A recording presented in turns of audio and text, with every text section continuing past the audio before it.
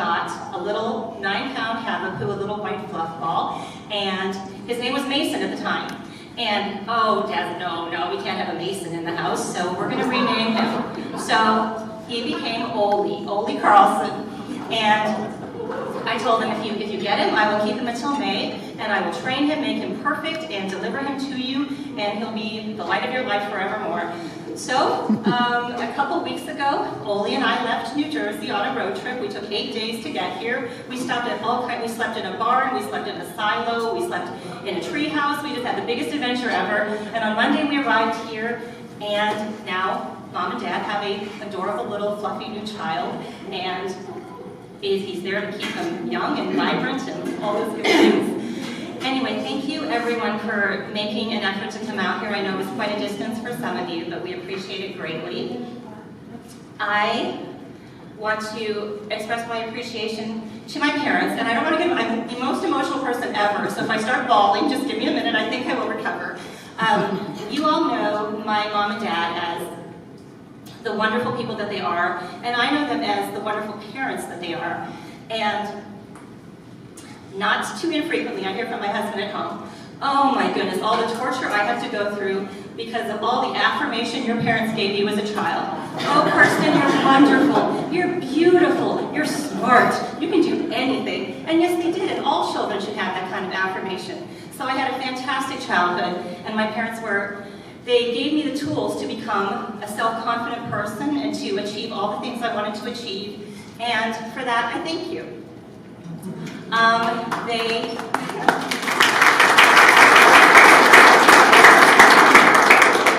Another thing they did is accept me and all my eccentricities. I mean, all my life I've heard, oh, you can't possibly be a Christian if you look like Kirsten and dress like Kirsten and do the things Kirsten does. And my parents just taught me that God made all of us different, and He appreciates all of the interesting things that each one of us have to offer, and we can do anything we want with our appearance and with our activities as long as it's moral and pleasing to God, and that I can be me and love God with all of my heart and be sold out to Him. And they affirmed that and accepted that, and I know that there's nothing in the world I could do that would not only make them turn their back on me, but even be ashamed of me. I know I have unconditional love. Thank you. Let me recover for a minute. I have had a travel bug since I was knee-high to a grasshopper, and I think a lot of you know that, especially those who know my mom on Facebook, and we do a lot of traveling together. So I decided, it was a long time ago, this was the early 90s, I had barely gotten a job with enough money to travel, and I got a pamphlet in the mail, and it said, brand new cruise line. It was Renaissance Cruises, and they were starting a whole new thing. This was a 600 people cruise, so it wasn't going to be crowded, it was going to be fancy, there was going to be wonderful restaurants you could stay at, and what you did is you flew to New York City, you stayed there overnight, then you flew to Istanbul, and you had 3 nights in Istanbul. Then you cruised through all the Greek islands, Mykonos, you got on a donkey, and you went up the hill to the top of Mykonos where it's so lovely. We went all the Greek islands, and you end up in Athens for 3 days, then you fly back to New York. I don't remember the exact price, but it was so dirt cheap because they were trying to promote this new cruise line, and it was pretty much like the same price as going from Florida to the Bahamas. It was ridiculous. And I called my mom, I'm like, Mom, we've got to go. It's 10 months away, we have time to save our money. Oh, and neither one of us had a whole lot of money, but I talked her into it. And Dad was working, so he couldn't do it. So we saved our money and saved, and we went on this cruise. And we were doing it as cheaply as possible, so we had the cheapest stateroom. And I don't know if anyone's gone on a cruise and done it cheaply. We were down by the boiler room, like below the staff. It was these tiny little metal beds. It was ridiculous. I mean, it was just so horrible. You're not going to be in your room all the time. We'd go out and pretend we were hoity-toity and had paid full price and all that kind of stuff. Well, one day we were in our stateroom and the phone rang. And I answered it, and it was a lady. She's like, the captain requests the pleasure of your company at his dinner tonight. And I was like, yes, of course, yes. So we put on our finery, Mom and I, and we went to the captain's dinner at his table. Oh my goodness, if we thought the rest of the ship was fancy, they brought in everything that nobody else on the cruise got. I mean, we were just treated like royalty. Best night ever. And later on the cruise, I was in the the photographic area where they post all the photos that the photographer's been taking on the whole cruise. And the photographer came over to me, he's like, "You were at the captain's dinner." I said, "Yes." He's like, "Do you know why you were there?" I said, "No." He said, "Well, every cruise, the captain comes and he looks at all the photos, and he picks the most magnificent, beautiful people, 8 of them, and they get to sit at his table one night on the cruise." So, 25 years ago, Mom and I were magnificent and beautiful, and we still are.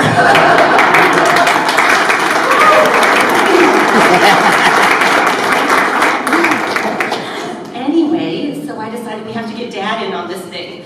He was working all the time. No, he can't. He's got to work. That's just tomfoolery, and you got to get stuff done. Well, he mentioned one day that he has relatives in Oslo, Norway, and he'd like, it'd be nice to go back to the old country and see them.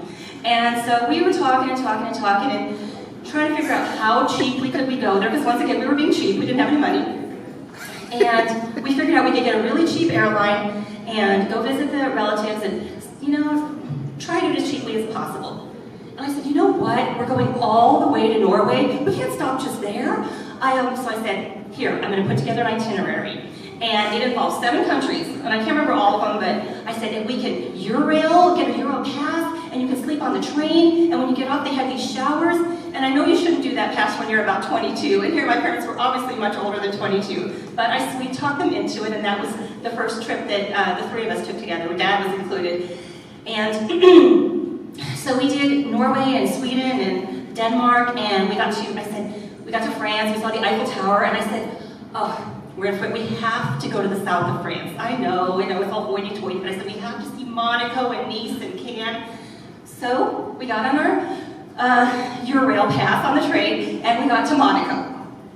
And we got there early in the morning, like 6 a.m. We spent the whole day in Monaco, and we were going to catch the Eurail again that evening. Well, I had my ticket, and I don't know if I was tired, or if I was dense or blonde or what, but it was in military time, and it said, I think it was leaving at 20:24.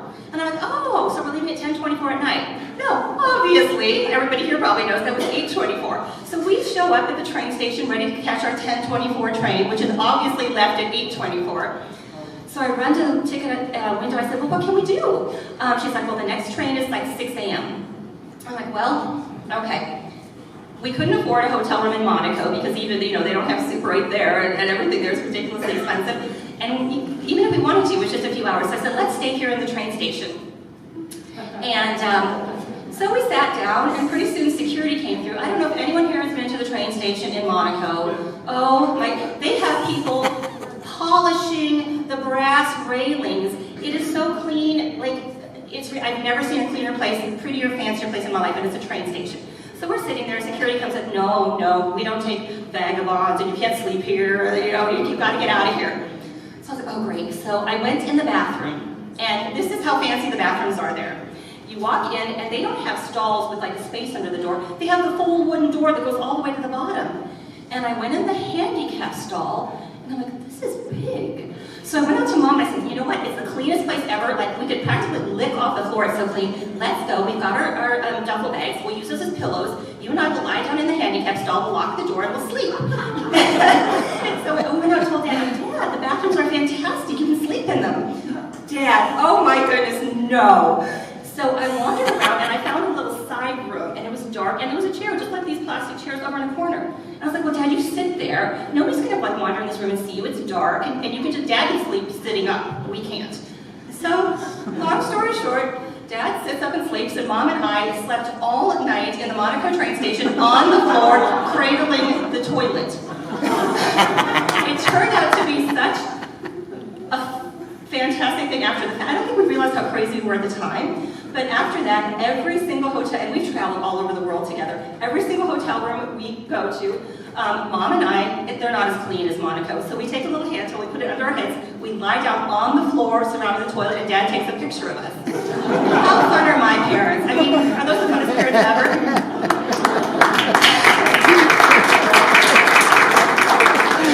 So then I get married to Jim, and the first trip that he went on with us, we went to Spain and Morocco, and he joined the party. The next picture was Mom and Jim and me lying on the bathroom floor around the toilet, and Dad taking a picture. So how fun of a husband do I have as well? So it's just a good thing. I think most of you know that I grew up, my parents were missionaries, and we went to the mission field in South Africa when I was 10 months old. And for those of you who don't know, you go overseas for 4 years to the mission field, and you come back for a year to the States to raise funds in order to go back. So when we came back for our first itinerary, churches were a little bit more free then. Things didn't have to be so formal and proper. And we did fun things. We had Basutu blankets. They're these huge, bright wool blankets. And we had one for each of us. And then we had Basutu hats, which are straw hats. And Dad's looked like a king hat, really high. And then they got smaller as we went down. So it was Dad, Mom, my brother Gary, and me. And we'd get up in the service and we'd sing a song in Zulu, a Jesus song, of course. And that was one of the best memories from my childhood. And we were in church pretty much every Sunday morning, Sunday night, Wednesday night, traveling all over the country, raising these funds to go back to the field. And in addition to my dad preaching then, my parents would always sing these two songs. And they're very meaningful to me. One of them is The Upper Window, and one of them is Don't Lose Your Vision of Jesus. And they would sing them over and over because they were in a new church every day, so obviously, but I'd hear the same song over and over. And even though probably you won't recognize these songs, most of you, and it's hard to even find them on the internet, but the words of them, I asked my parents to sing them, and they didn't want to. They were very reticent to do it, and they wanted to know they haven't sung together since like the 70s, so please forgive it if it's not as wonderful as it once was. But I asked them, this may be the last time I'll ever get to hear them sing these songs together, and I've asked them to sing these two songs. So, Mom and Dad, thank you for being fabulous parents. If you can please come up and sing your songs, and then I'm going to turn it over to my dad.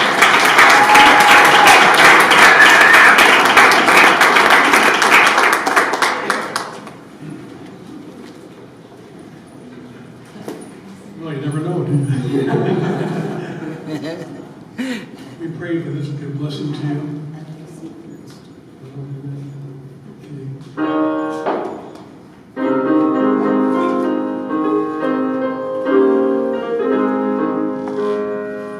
When God spake unto Noah and told him build the ark, the Lord knew well the vessel would cheerless be and dark.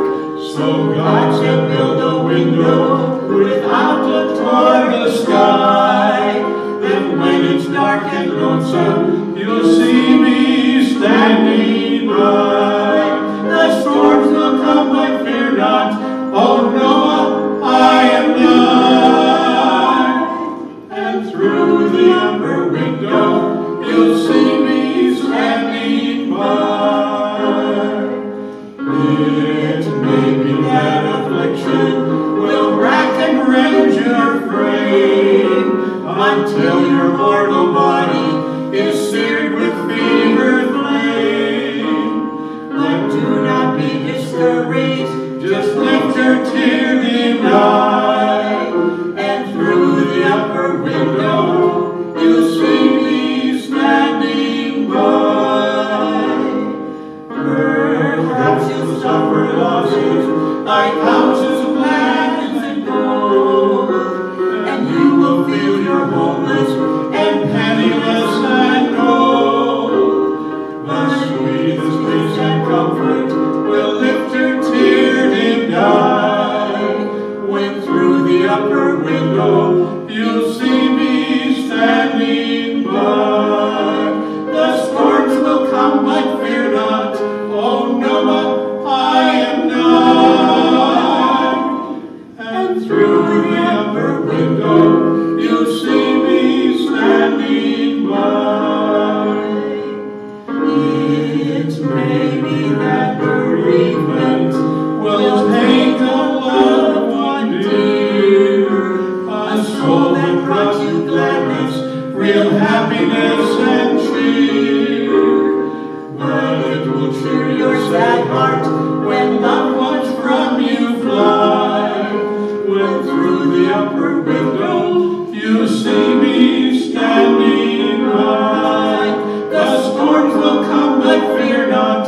Oh Noah, I am nigh. And through the upper window you'll see me standing by.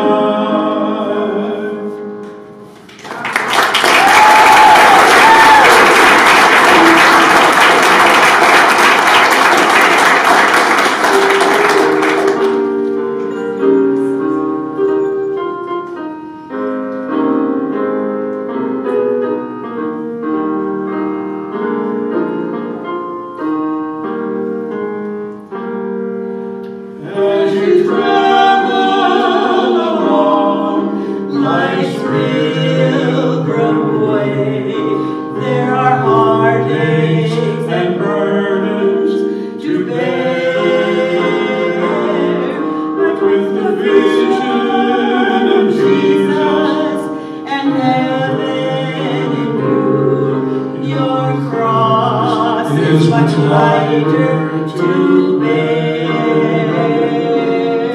Don't lose your vision of Jesus. Keep your eyes ever on Him. Many friends and dear loved ones have lost their way. They have lost their vision of Him. I remember the time, I remember the place where Jesus sweetly came in. How He took all my burdens I carried so long when I first got a vision of Him. Don't lose your vision of Jesus. Keep your eyes ever on Him. Many friends and dear loved ones have lost their way. They have lost their vision of Him.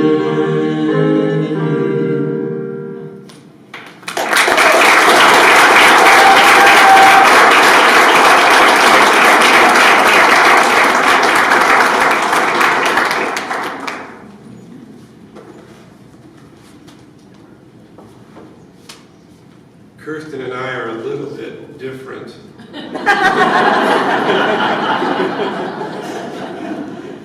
We don't look exactly alike, and I don't sleep on bathroom floors. We are both very blessed to be the children of Gary and Avaneil, who have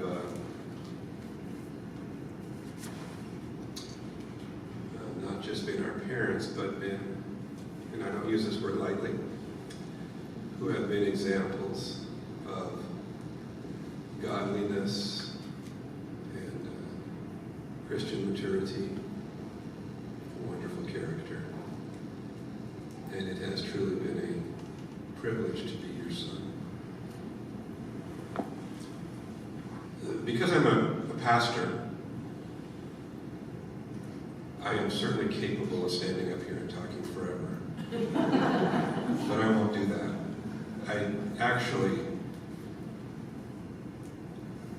You didn't really come to hear me. And Mother and Dad, I would actually like you to conclude this. Dad, if you want to come first and share just whatever's on your heart as a mother. Because these are the people we've come to honor this evening.